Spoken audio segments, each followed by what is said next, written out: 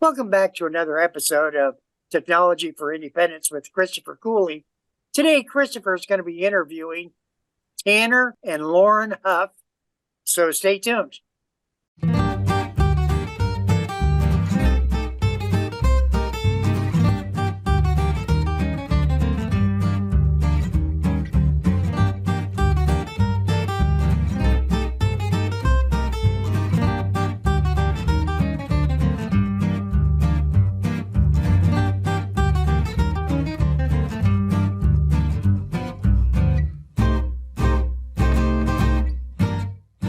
Welcome back to another episode of Technology for Independence with Christopher Cooley. Chris, you have some interesting guests today. Tell us about who's going to be on our program. My pleasure to be on, Patrick. I have Tanner Huff and Lauren Huff here with me today. We're going to talk about her becoming the new Ohio Tech Ambassador. And Tanner is one of the oldest Ohio Tech Ambassador. And they're going to talk a little bit about their stuff about Ohio Tech Ambassador and a little bit of background on their life. And I know that they got married back in 2021, and seeing them promote technology for independence is awesome. And I wanted to bring them on and just talk a little bit. So Lauren, tell us a little bit about yourself. Hi, I'm Lauren Huff, and like Chris said, I'm one of the new Ohio Tech Ambassadors. I have a disability called spinal muscular atrophy type 2, and I was diagnosed around the age of 13 months old. My parents kind of knew something was going on because I wasn't meeting the milestones, like walking and trying to sit up and things like that. So I cannot walk at all. I use a power wheelchair full time, and I need a lot of, assistance from caregivers with daily life, like dressing, bathing, just transferring out of the chair and bed, pretty much all of that. I have had to get used to having caregivers from an early age, which is great. And thankfully, most of the time I've had, good people that have worked with me.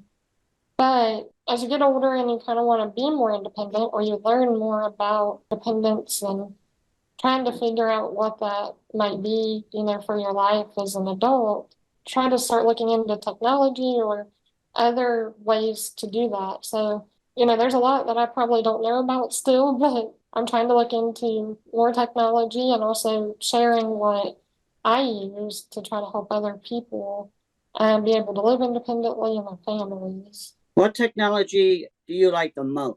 Probably my power wheelchair, because it does help me, get around. Like without it, I wouldn't be able to even really leave my house at all or easily. So that, but also I'd say the induction cooktop.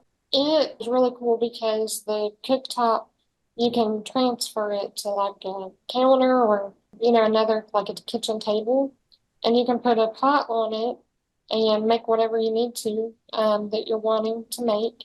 And if you accidentally hit the pot, the cooktop will turn off. So it's not as much of a burning hazard for individuals. It also is just easier for me to reach. So I can use it a little bit more independently than I would be able to use a regular, cooktop. And what is your goal of becoming the Ohio Tech Ambassador?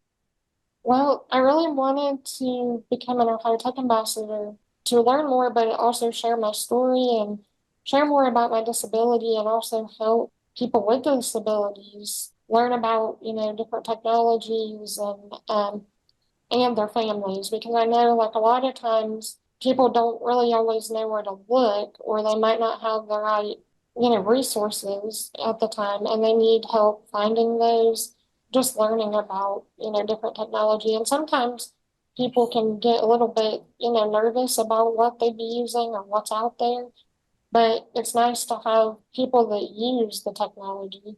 It's awesome to know that, you're out there and you're willing to help others just like you, helping them learn and get through the process of being independent. So thank you for being out there and being visible, allowing our community know that we have the power to live independent. So Tanner, tell us a little bit about yourself and the Ohio Tech Ambassador. Like Lauren, I have ability disability, which it also comes with a visual disability. The mobility challenges that I have are from cerebral palsy. I use a walker, or for long distances, I use a powered wheelchair like Lauren, but just for long distances. And when I'm carrying things that I'm not supposed to be carrying while walking, because it might throw me off balance. With the visual challenges, up until 2021, I had to rely on Lauren and my mom and dad and other friends and family to read the most simplest of things, like books or like menus, when I didn't have audio versions of them. But with ACE which I'll go into more detail at a later date in a Tech Ambassador event with, and with that, I can go from seeing at the most 10 feet to 10 or 15 times that length. It does not let me drive, but it lets me see things that in the passenger seat I wouldn't ever be able to see without somebody telling me what the stuff is. Is the eyesight a magnifier, or is it something that reads things to you? Can you kind of just explain a little bit? How Yeah. does it go over your eye? Yeah, it looks like a virtual reality headset, like a gaming virtual reality headset, like the uh like the Oculus Rift or the PlayStation VR headset. And what is cool about it is that it is see-through. So, like, you can see the cameras within the visor because it's clear, and that will allow people to move around with it. And there is nothing on the market like it with a translucent visor that you can walk with. The other magnifying devices you have to be stationary with, no matter if it is about the size of a site or if it's smaller. You have to usually be stationary or not have the focal length. That's awesome. So you could just wear it and be able to see the menus and watch a movie if you want, and be able to see things like that. That is so awesome to know that there's technology out there that can help folks like you. I'm so honored to be able to know that you guys are out there, trying to bring awareness and educate others that are just like you, that may not know that there is items out there that will help them in their home and the ways that they can get around and be independent. Sometimes it can be fearful. Oh my goodness, I want to be independent, but what if? You guys are out there showing them how to do it and how to be independent, and giving them advices about technology that's going to be prevented to help them be independent. And so I'm so happy to know that you guys are on the Ohio Tech Ambassador program. And so you guys met at the college, is that right? You guys Yeah. met at college and then later on got married? We met at the end of 2016 and then started dating 2017. And then we had kind of a longer engagement. We got engaged in 2018 and then didn't get married till 2021. That's amazing. People, people with multiple disabilities have the power and able to do it, and you guys show that. And I'm really, it just amazes me. Thank you. Yeah. Yeah, we want to show that, like, you do have challenges, when you're both disabled and a couple. It does make some things trickier, but it's not, impossible. And there's ways to do it. And, there needs to be more of that positivity on getting married with a disability, because just because you're disabled doesn't mean you don't want to try to live, as normal as you can. You need to be able to do what you want to do. How have people treated you, seeing you in wheelchairs, in power chairs? Have they made you feel more comfortable, or how do people respond? There's times that I can tell people are looking, and that's kind of, especially when we're both together, that's kind of interesting because, if he's using a walker or even if he's in the wheelchair and then I'm in my wheelchair, I mean, like, there's times like I don't notice as much, but there's times I could definitely tell the people are kind of like maybe skeptical or just kind of like not sure. Yeah. Um, and that's kind of sad, really, for people that you have a disability, but it doesn't mean that, you're not less than human. You know what I mean? Like, I don't know. I just feel like there is a lot of that, Stereotypical. yeah, like that kind of judgment maybe there, or like not knowing how to interact and things like that. I mean, because Well, I've gotten stuff like, and I don't mean this bad, because I know some people wouldn't know when they first meet me about my disability, but at the same time, it's like they probably shouldn't say it this way, but like when I've been out with my mom or other people, the person might talk to them and be like, oh, what's her name? Or, stuff like that. And it's like I am fully capable of speaking. And I know not everyone knows, when they first meet someone. So I do kind of get that, but then at the same time, it's like, kind of like maybe you shouldn't be, acting that way either. well, with me, it's similar to that, but with me with the vision challenges, it goes even further because some people will like point Yeah, over to a sign, yeah, or like if I'm asking where the bathroom is, mhm, they'll say it's where it's got a sign that says like the bathroom. mhm, And I have to say, I'm visually impaired. Can mhm. you help me to that? Yeah.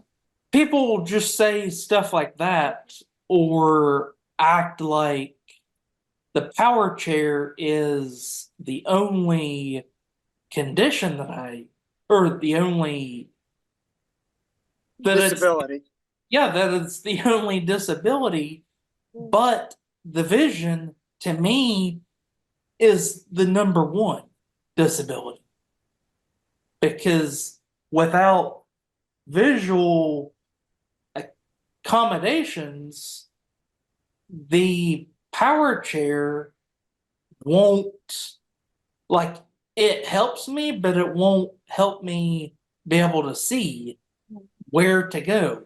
If you're going to talk about someone, or at least look at them and look at that person that you're talking about, and allow that person have the opportunity to look at you too while you're talking. Just say a lady at Kroger may come up and my sister is with me. She may ask, oh, well, how has he been doing?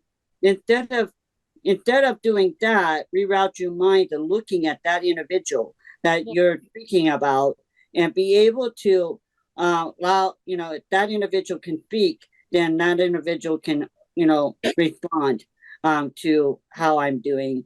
So it's kind of like that. Yeah, I feel like, if someone can't speak, then that person would speak up anyway. So it's Yeah. like just, address that person, like you said, you know. Yeah, it's really like a catch-22 situation because, like, with us both out, Mhm.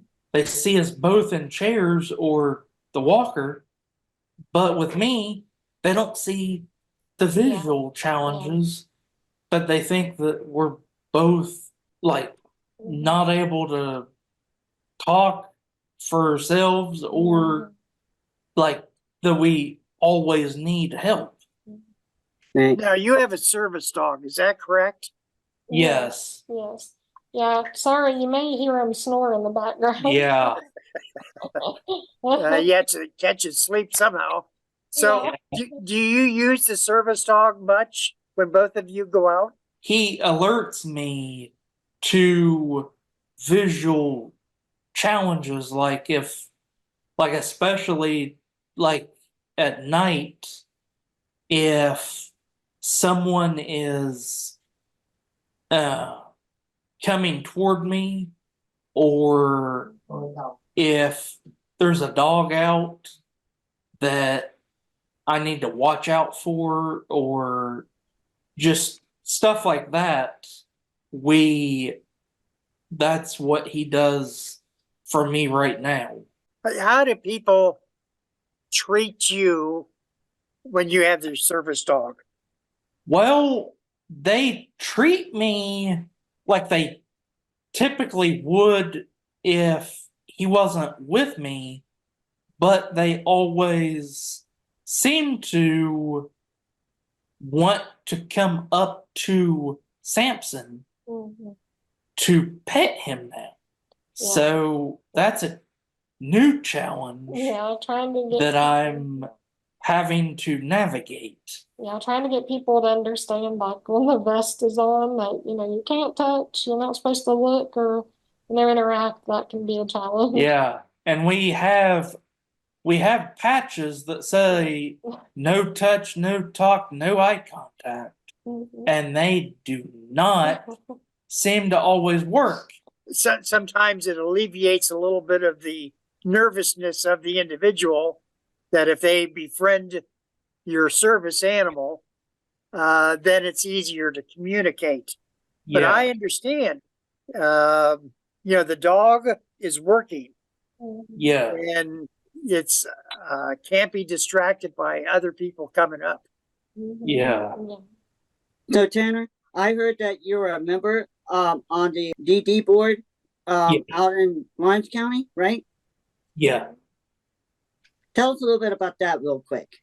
Well, that has helped because, along with being able to get the opportunity for the tech ambassador position, it has helped me get awareness out through Lawrence County and Ironton about the Disability Awareness Month, because I have been designated as their lead person to promote that every March and do the proclamation, like accept it.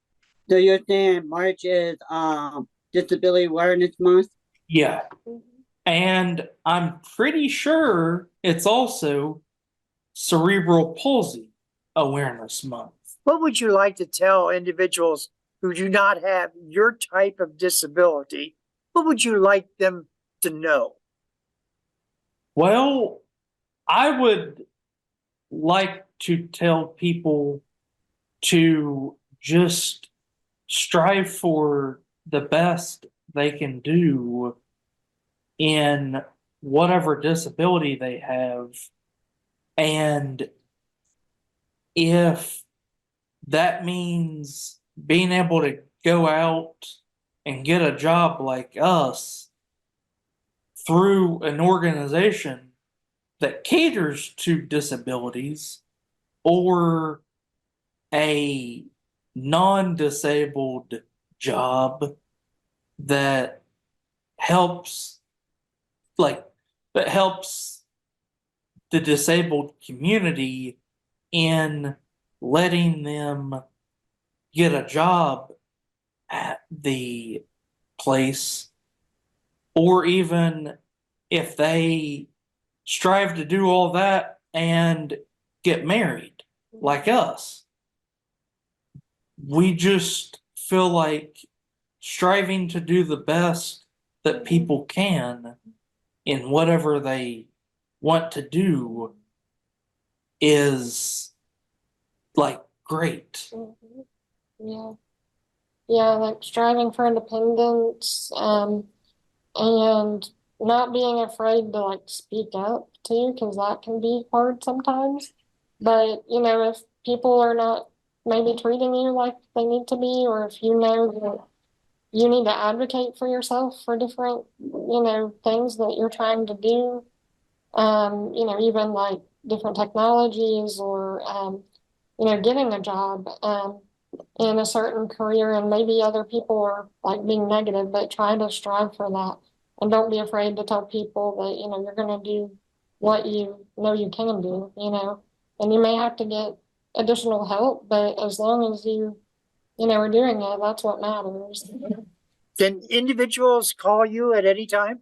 Through our email and our website, we can be contacted. Website and through our email. Lauren and Tanner have a lot more to say, and perhaps in a subsequent show, we can get them to discuss more in detail about how they've overcome their disabilities to the point where they're living as independent as possible. I think it's really great what the Ohio Tech Ambassadors Program does to promote living independently as possible. Hey, we've been talking with Chris Cooley, Lauren, and Tanner Huff, Technology for Independence. Thank you for viewing.